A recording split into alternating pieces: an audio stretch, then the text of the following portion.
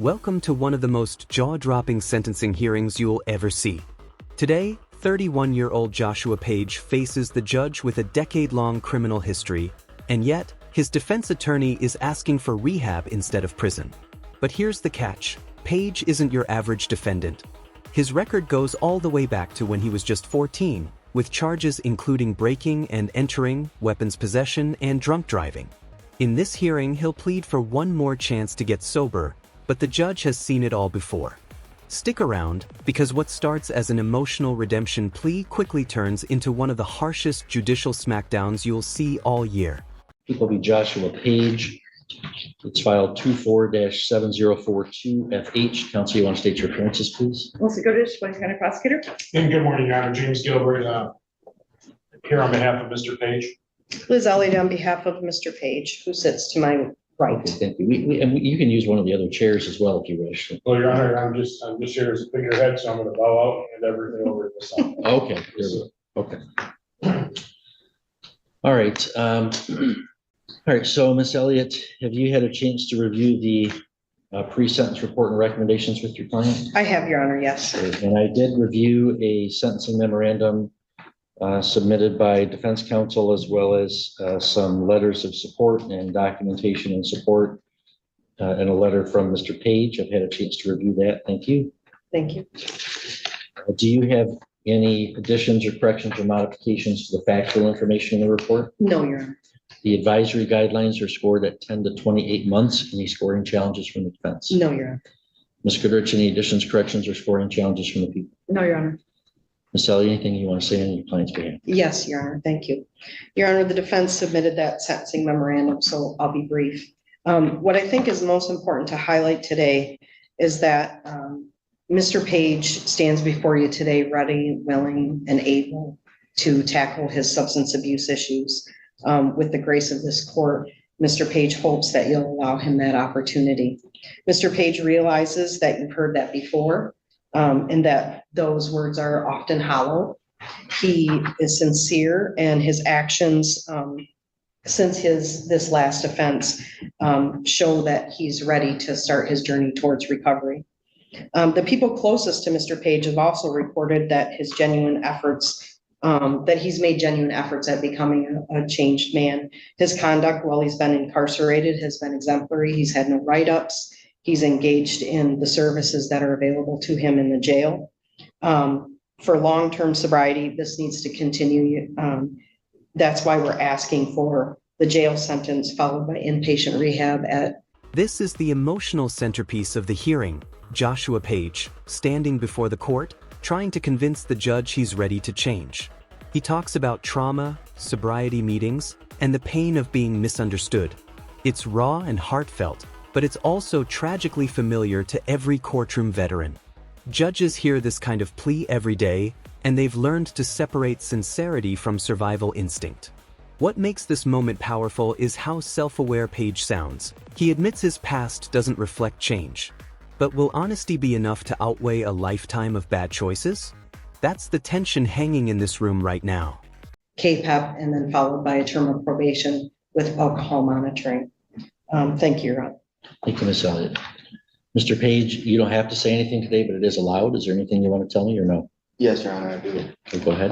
Your Honor, I did prepare a speech, and I was going to give it today, but my lawyer took a copy and gave it to you, so you may read it on your behalf. I already did. Yes, Your Honor. I understand that people come in here every day and they try to explain to you that they're trying to get sober and they're trying to live their life better, but I really truly am. And I understand that my past does not reflect that whatsoever. But I truly am ready to quit. I've been going to AA every month or every Monday morning that I can, and I'm really just trying to get help. And I'm honestly so ready to get sober, and I want it and I need it. And I understand that there's a big lengthy prison sentence in front of me. And I've done 6 years in prison, Your Honor, and it just does not help me. I have a lot of trauma to deal with, and I really am ready to face and handle these problems. And it's just it's hard for me to sit here and convey to you who I am as a person, because my past does not reflect a very good thing. And all I'm asking is, please, Your Honor, to just give me a crown a year and to offer me KPEP at the end of it, and probation and the ankle monitoring. If I screw up, you already know you can give me a lot of time. I know I'm facing that right now, and I know I've had a lot of chances. I'm just asking you, please, this one time, Just give me one more chance, please, Your Honor. And that's all I have to say, and thank you very much. All right, thank you, Mr. Page. Ms. Goodrich, recommendations from the people? Oh, yes, Your Honor, thank you. The defendant is 31 years old. It looks like his first arrest was at 14 years old. He has 5 prior felonies, 5 prior misdemeanors. There's a public safety concern on the type of felonies on his record, accosting a minor, breaking and entering, multiple weapon charges. He's been placed on probation 4 times, jail 5 times. He's been to prison 3 times. Services have been provided prior to this. Now the prosecution comes in, and it's brutal. 5 felonies, 5 misdemeanors, 24 misconducts in prison, and multiple OWIs while on parole. This isn't just a rap sheet, it's a pattern of self-destruction.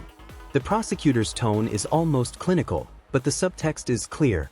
Page has been given every opportunity: probation, boot camp, jail, rehab, and none of it stuck. For a 31-year-old, that's an exhausting record of wasted chances. So when the prosecutor says, the top of the guidelines is appropriate, it's not just punishment, it's about public safety. This moment sets the stage for a sentence that could change everything. He was on parole when he committed this offense. It looks like from the PSI that he has a history of MDOC misconducts, approximately 24 total. He initially was on parole on August 1st of 2023. It looks like in June 29th of 2024, he operated a vehicle under the influence, also had drug paraphernalia and weapons. On November 14th of 2024, he was on parole and was reinstated with a scram. On June 17th of 2025, while on parole, defendant operated a vehicle with an expired registration plate. He refused the PBT. He had empty whiskey bottles, multiple, found in his car. The cup next to him had alcohol in it. The lab blood result came back at a 0.195. He completed a substance abuse assessment back on January 3rd of 2024, but did not follow through on any of the recommendations. His guidelines are 10 to 28 months. The PSI, I believe, appropriately recommends the 28 months to 70 or 6 months. The top of the guidelines is appropriate in this case based on his decisions in his past. When he's released from this prison term on parole this next time, I hope he does use that support system that he has available and takes advantage of having that benefit, as well as the substance abuse services in our community. Thank you. All right, thank you. Mr. Page, if you please stand for the first sentence.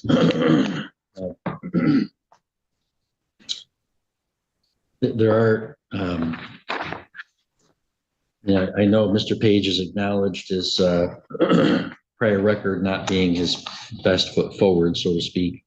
What the judge does next is fascinating. He doesn't just read the record. He builds a narrative. He walks the courtroom through 10 years of chances: probation, violations, more crimes, and prison misconduct. And yet he speaks with measured regret, not anger. When he says prison should be a safe environment, he acknowledges the human cost inside those walls. But make no mistake, this is the calm before the storm. The judge is stacking every fact, every failure, and every missed opportunity, not for sympathy, but to justify what's coming. A sentence far beyond what the defense hoped for.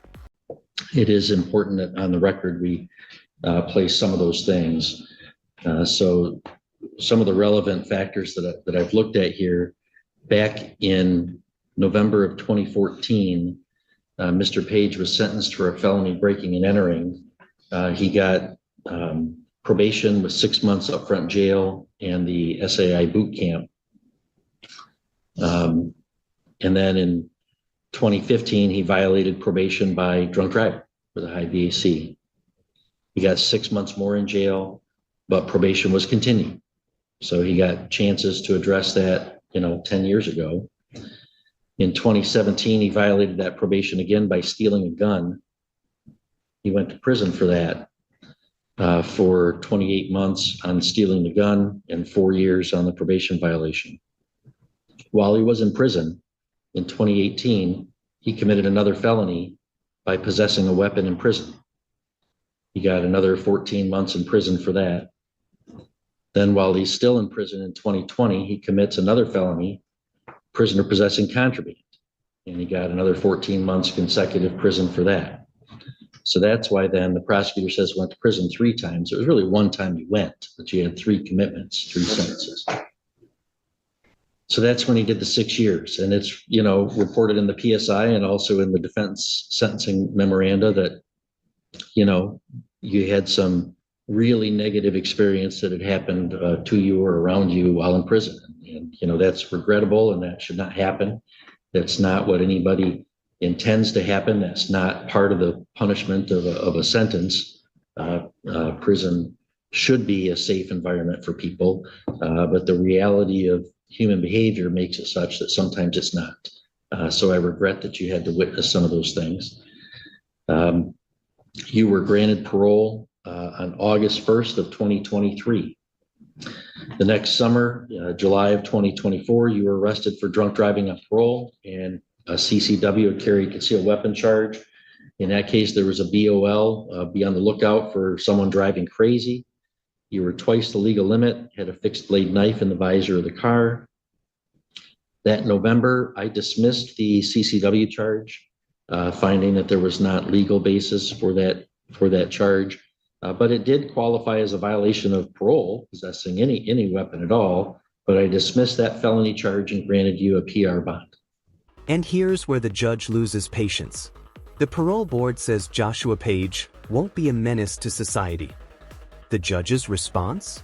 I could not disagree more. This is one of the rare times you'll see a judge openly criticize another part of the justice system, and he doesn't hold back. He calls it a mockery of the criminal justice system, arguing that if Page isn't a menace, then who is? This moment exposes real tension inside the system, between the judge trying to protect the public and bureaucrats who seem more forgiving. It's a powerful, unfiltered glimpse at judicial frustration. And then the DOC lifted the parole hold and reinstated your parole. Again, giving you chances to address these issues. You responded by tampering with your alcohol scram tether in early December. And then in December, I sentenced you, you pled and were sentenced to the misdemeanor OWI. You'd already served the maximum time, so we cut you loose at that time. And your parole was reinstated, continued.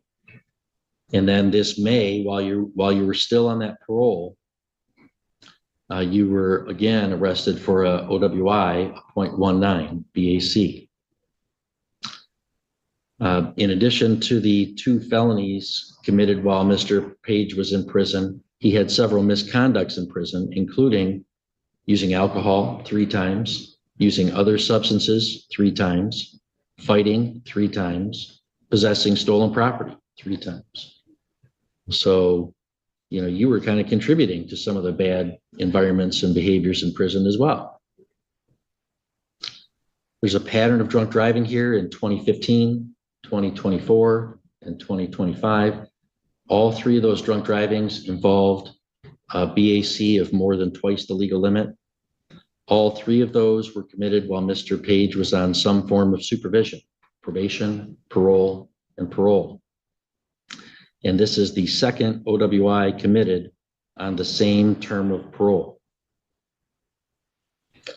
Despite all of this, and Mr. Page says that now in May, since May of 2025, now he wants to get sober.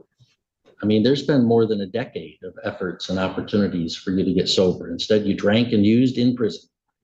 You drove drunk while on probation. You drove drunk while on parole. I mean, I hope and wish what you're telling me today is true, but how on earth can I accept that as true? I mean, how could you reasonably expect a judge to say, oh, now Mr. Page says he gets it? That's just not, there are ways that this works. And that is just not how it does. I've received a copy of a parole board decision dated September 24th of this year. They intend to reinstate your parole this November. And they find, quote, reasonable assurance exists that the offender will not become a menace to society or to the public safety. I mean, I don't want to stray too far out of my lane and talk about the parole process, but come on. I could not disagree any more with that statement. I think it makes a mockery of the criminal justice system.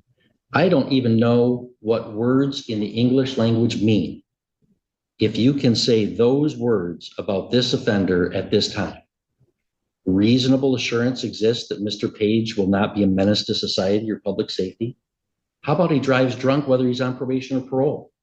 How about he commits felony crimes even while he's in prison? I'd like to know what the parole board thinks is a menace to society. I think it might be Mr. Page. And all of that doesn't even take into account that he's a registered sex offender. I have to say, I think the advisory guidelines of 10 to 28 months do not adequately take into account three factors. First, defendant's profound pattern of criminal behavior, even while in custody and even while on supervision. Second, defendant's pattern of driving at more than twice the legal limit every time he drives drunk, even while under supervision. And third, the fact that he's twice driven drunk since he's been paroled in August of 2023, yet the Michigan Department of Corrections doesn't believe that behavior is enough to return him to prison on his parole. This is where the gavel drops, figuratively and emotionally.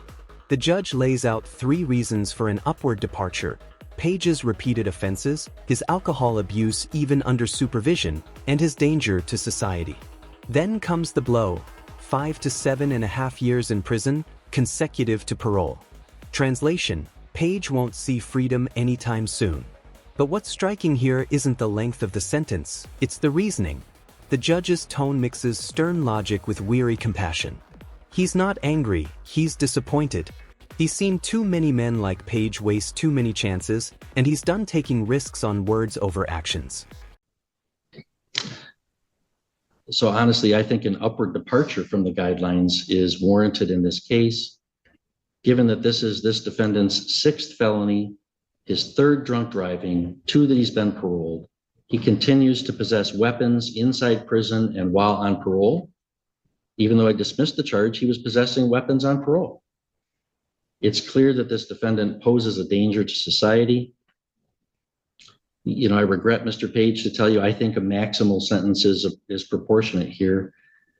The law limits what I can do to 2/3 of the maximum, which means the highest sentence that I can impose would be 60 to 90 months in prison, or 5 years to 7.5 years. I believe, given the history I've outlined, given his behavior while on parole, his behavior the last 2 years while on parole in our community, the last year, I believe that a minimum term of 5 years in prison is certainly a proportionate sentence, given the seriousness of the circumstances of both this offense and this offender. Such a sentence I believe to be more proportionate than a sentence within the advisory guidelines range. Therefore, Mr. Page, I am going to commit you to the Michigan Department of Corrections for not less than 5 years, nor more than 7.5 years, exercising my discretion under the habitual offender statute to increase the statutory maximum. That's mandatory consecutive to parole, so there's no jail credit given because you've been on a parole detainer. There's $68 in state cost, $130 in the crime victims assessment, $350 in court costs, and a $200 OWI reimbursement. You can, and you know, from what I outlined about what happens in prison, what you've seen, what you've done, there are choices you can make in prison too.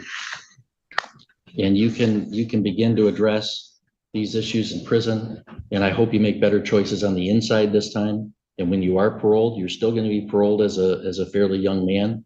You'll still have choices to make when you're paroled next time. So I hope that half of what you're telling me today is true, and that you'll be on a better path, and this will be the last commitment you get to prison.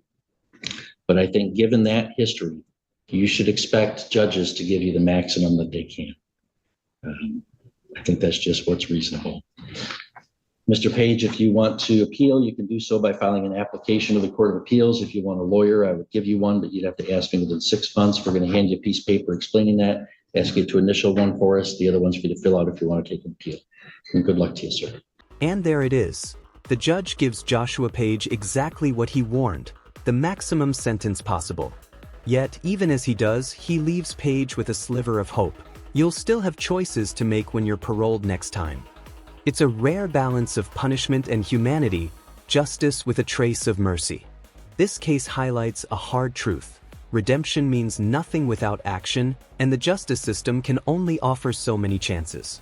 If you found this case as shocking as we did, make sure to hit that like button, share your thoughts in the comments, and subscribe for more real courtroom breakdowns that reveal how justice really works behind closed doors.